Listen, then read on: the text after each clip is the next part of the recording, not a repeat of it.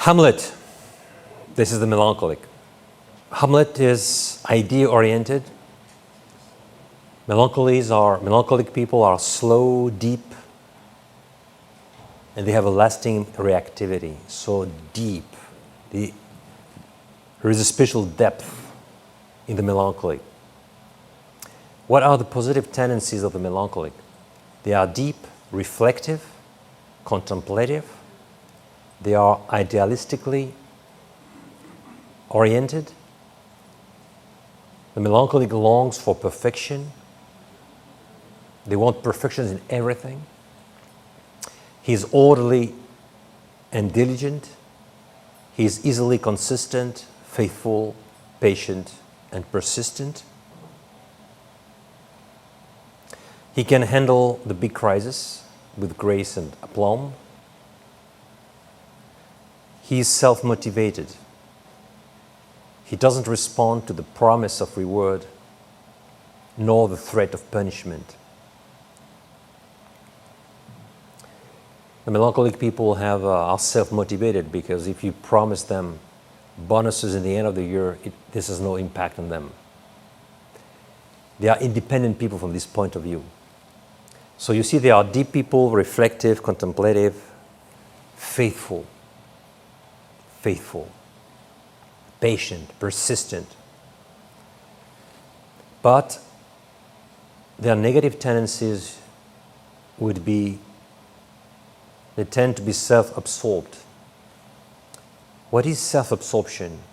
Self-absorption is when your thoughts, your feelings, your emotions absorb you. That's why the melancholic people very often, they are somewhere else. They can be with you in a room, but they are somewhere else. And you don't notice it. When sanguines are somewhere else, you notice it immediately, in 1 second. But melancholic people, they have an incredible capacity to be with themselves and not noticing what's around. Even if you yourself don't notice it. They can listen to you during 4 hours, but in fact they are not listening to you. They're hearing you, but they don't listen to you. And you have the impression they listen to you. Because they have a capacity, it's a natural tendency of their biology to be with themselves, to be with their thoughts, with their feelings, with their emotions. They absorb them. Process of self-absorption. He fears action in which human imperfection becomes manifest.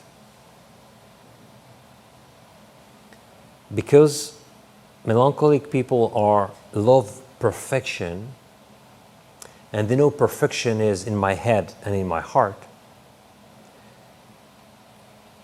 An idea is perfect in my head and in my heart. But as soon as this idea is put into effect, into practice, it's not anymore perfect. Because human beings, we have limitations. So melancholic people are very much afraid of action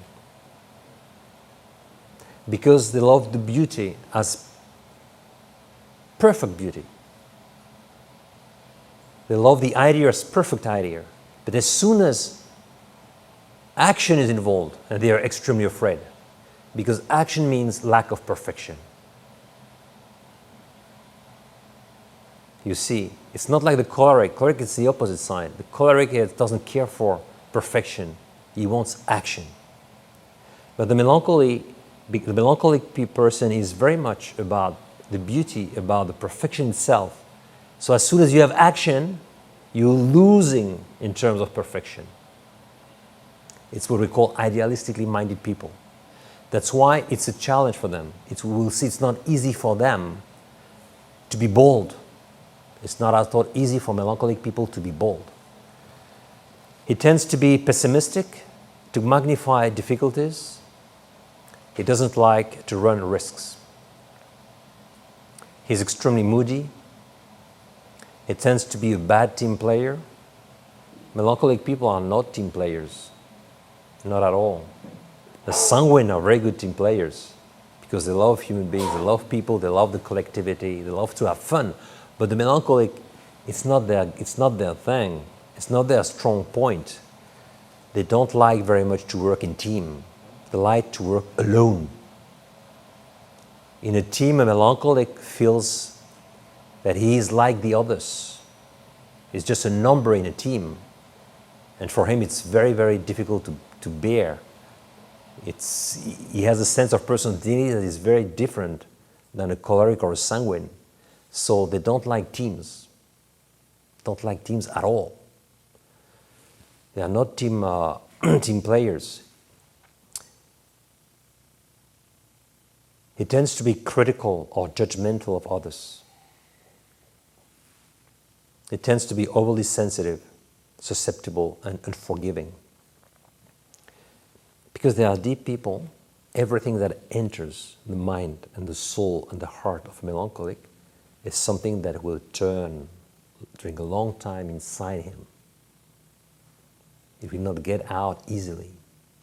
So they tend to bear grudges, to be very critical of things. They tend to see the negative aspect of life. They tend to be pessimistic. This is their negative tendencies of the melancholic people. It's the artist. So let's see now in terms of character, what do they have? What are the challenges for them? Look at prudence, the habit of making right decisions. They have no big problem with deliberation in terms that they tend to be deep, reflective, and contemplative. So they are deep. So normally they see a big part of the reality. They are not directed towards action, they are directed towards contemplation, biologically speaking. So they have a tendency to grasp a big aspect of reality. It's more easy for them than for the choleric people. But in terms of deliberation, they have a problem. They tend to magnify difficulties. They tend to be pessimistic, which means that they will see very easily the problems of melancholic, very easily. They will see many problems. Well, it's good to know the problems before making a decision. But the problem with them, they will focus on those problems. They are pessimistically minded. They will focus on the problems so that in order to impede action, they don't do it. They are afraid of action. They see all the problems that will stand in the process of putting into action certain ideas, certain projects. They magnify the difficulties. An important challenge for melancholic people is to know this. Look, I have a tendency to magnify difficulties. If you know this, it's perfect. Because then you think, well, 95% of the problems that I foresee are not real. That's fantastic. When you know this about you, 95% of the problems I see, they are just in my head. But they are not real. When you know that, these give you an incredible capacity for peace and also for action. And you know it's the challenge of your life. You know all the bad things that you foresee are not real. And you must not be afraid of having those emotions of pessimism, because you are like that. You are like that. But the good thing is, you know I am like this, biologically. It's not a problem. It's not a moral statement. I'm a melancholic. I'm a melancholic person, so I see problems. That would be very strange, being melancholic and don't see problems. So it's normal that you have this difficulty. But at the same time, if you're aware of that, you're at peace with yourself. Because you know, okay, 95% of those problems are not real. They are here. And that's it. So it's a way to overcome this pessimism. It's a way to see more objectively the reality. At the same time, you're very deep, so you see everything. You see much more than a choleric person. But the problem is that you focus on the negative sides of reality. That's the bad thing of your biological temperament. You're going to focus on the negative sides of reality. It's your pessimism that is biological. It's not a spiritual pessimism, it's biological pessimism. But then on the decision side, he will have a problem, because the melancholic fears action in which human imperfection becomes manifest. He looks for certainty and tends to be indecisive. He looks for certainty. Hamlet. Hamlet is a man that has no character, really. He is a perfect melancholic without character. That's why he does nothing. And Hamlet it's a drama. It's a drama of indecisiveness. Nothing happens. The guy is always uncertain. He wants more information. He doesn't get it, then he does nothing. So melancholic people they have to know, I am a biological Hamlet, but I don't want to be a spiritual Hamlet. So I'm going to build this capacity for decision. I'm going to build boldness, to build audacity, and I'm going to take risks. I'm going to learn to take risks. So this is a process. It's a process of building character. It's a beautiful process. So when you know those temperament things, you're very much at peace with yourself. The big problem is when people don't understand, is this biological or spiritual? Because what's spiritual is very dangerous, because spiritual means that you're responsible. Biological means this is the way I was born. And then you're at peace with yourself. But when people, especially young people, begin to not to understand, is this because I'm bad? Or is this because I was born like this? And they don't understand where is the limitation between those two things. Many people can become crazy. They are phlegmatic and they think that they are lazy. They are not lazy. You know, they are self-absorbed and they think that they are egoistically minded and they think only about themselves all the time. He's not thinking about himself all the time. He's not an egoistic person. He's just naturally absorbed by his thoughts and feelings. And that's why he can write beautiful books and he can be a genius. And he can break the status quo of civilization. Of course, it's because he's absorbed.